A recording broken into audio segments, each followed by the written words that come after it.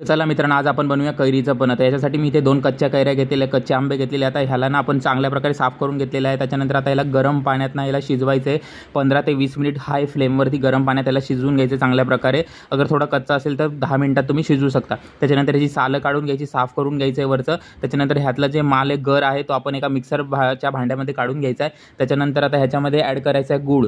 तुम्ही साखरही ॲड करू शकता, बट गूळ ॲड करा, जरा ऑथेंटिक चांगलं पौष्टिक राहील. त्याच्यानंतर मी ह्याच्यात काळी मिरची पावडर आणि जिरा पावडर टाकलेली आहे. आता याला चांगल्या प्रकारे बारीक एकदम फाईन पेस्ट करून घ्यायचं आहे. आता ही पेस्ट रेडी आहे. तर ही पेस्ट ना तुम्ही जारमध्ये काढून ठेवू शकता. 1-1.5 महिना फ्रीजरमध्ये ठेवा. एकदम बिलकुल चांगली राहील. आणि थंडीच्या दिवसात नाही, उन्हाळ्याच्या दिवसात हे खूप हेल्पफुल असतं. तर ही ना मोठा चम्मच मी ही जे पेस्ट घेतलेली आहे, ते पेस्टमध्ये आपण पाणी ॲड करायचं आहे पूर्ण ग्लास भरून आणि ही चांगल्या प्रकारे मिक्स करून घ्यायची आहे. ते आपलं हे कैरीचं पन्ह रेडी आहे मित्रांनो. तर जरूर तुम्ही बनवून बघा आणि मला कमेंट करून सांगा की कसं झालं होतं तुमचं कैरीचं पन्ह.